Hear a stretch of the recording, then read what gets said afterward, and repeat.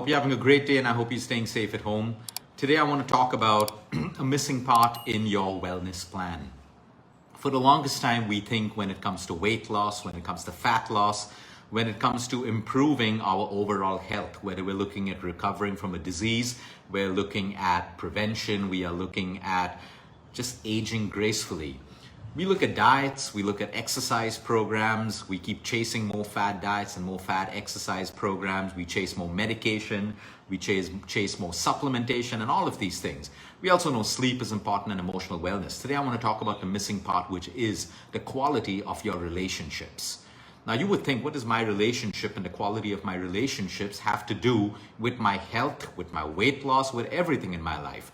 Well, it has almost everything to do with your health, with your weight, with your physical wellness, your emotional wellness, and everything else. You see, while you look for that perfect diet, you need to look at your external environment, the environment that you're mostly in today. If your relationships are poor, whether it's in your marriage, whether you're dating, whether it's with your parents, whether it's with your own children, your siblings, your friends, your work partners, your colleagues, whatever it is, these are relationships. Relationships are not just your marriage or your partners and stuff like that. All kinds of relationships. If they're not unhealthy, they create a very unhealthy, if they're not healthy, they create a very unhealthy environment around you. Now, that external environment impacts every part of your health. So we see when people are insecure, when they suffer from insecurity, when they're holding on to the past, we find that they tend to, store up fat in the abdominal region. There's a science behind it. It's as simple as that. That kind of stress is chronic stress, which causes your estrogen levels to go higher, your testosterone to come down, your progesterone to dip, and that's what leads to estrogen dominance or fat dominance, especially in the middle abdominal area or even your love handles or your side fat.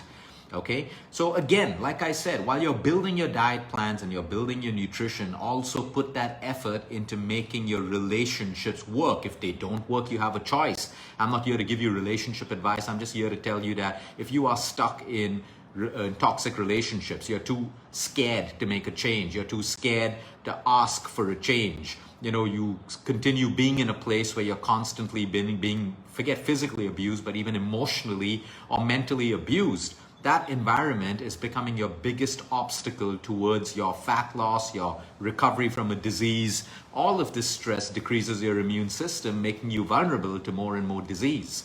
So again, build your diet plans, build your exercise, do all the chanting, the meditation for your emotional wellness, but action. What action are you taking to change your relationships? Now, some people have a genuine issue. They're stuck in relationships because of children or property matters or whatever it is. Well, if you have chosen to be stuck in that relationship, then there's still something you can do. You need to practice acceptance. If you can't get out of something because you've chosen not to, then you need to learn to accept it. And when you truly accept it, it no longer becomes a problem for you because you've accepted it. So if you have accepted that you cannot give up this man in your life or this woman in your life or this boss in your life or a parent or a sibling, then you have to learn to accept the faults of those people or the behaviors of those people. If not, then you got to leave. The choice is yours, but you need to understand that relationships play a massive role in your overall health. And a lot of people today are sick with deadly diseases. A lot of people out there are struggling to lose weight because of the immense chronic stress caused by the relationships they have in or around them. So a lot of people, they're fearful about the next step. Sometimes you got to be logical as well. You have a kid or whatever it is. Everyone has their own reasons. We're not here to judge. It's very easy for people to say, hey, get out of a relationship. No one's here to judge you. It's your own path. It's your own journey. You have your own logical reasons. But if you've chosen to stay, learn acceptance. You've made that choice to stay. Now you can't go on fighting it. You can't go on resisting it. You have to practice acceptance because you made that choice so that you can make your environment better. There are a lot of people who are stuck in relationships that they cannot get out of. Okay? So imagine every single day, every second of today, you're awake, you're in that relationship.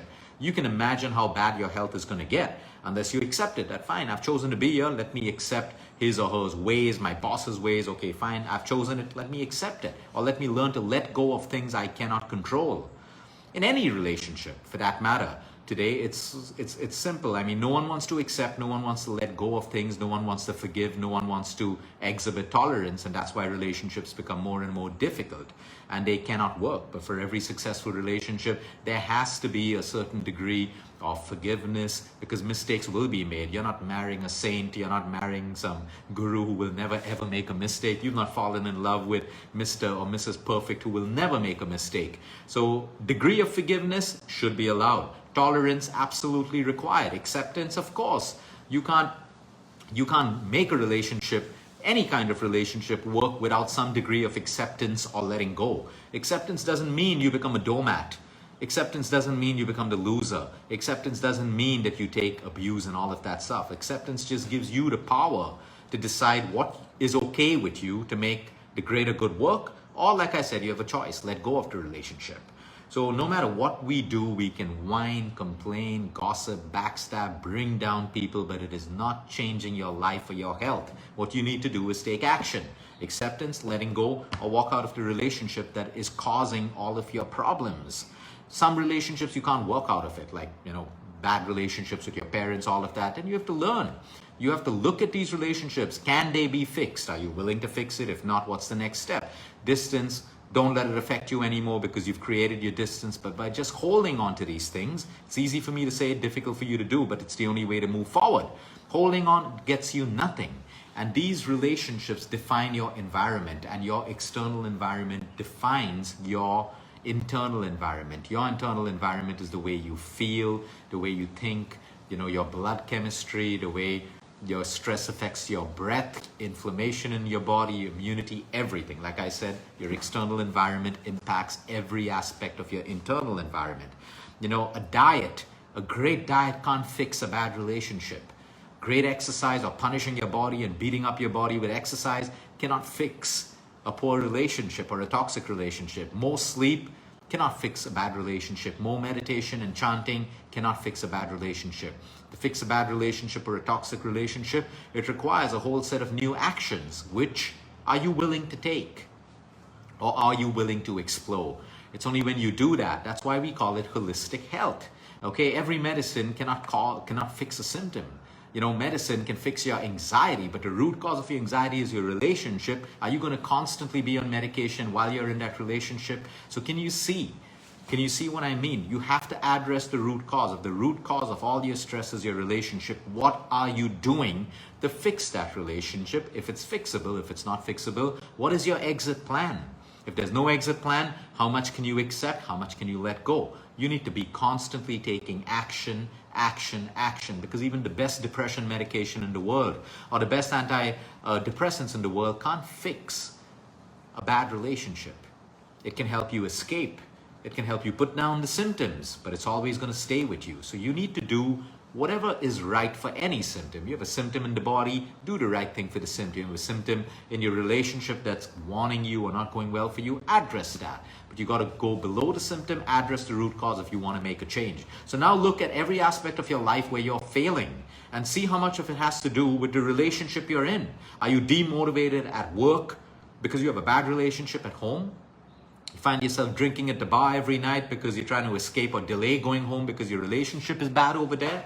You have to address the root causes of these, and then you take that root cause, you make an action plan, and you start trying to progress and evolve in your life. Have a great day, everyone. Until next time, eat smart, move more, sleep right, breathe deep, and remember, you care is all about you.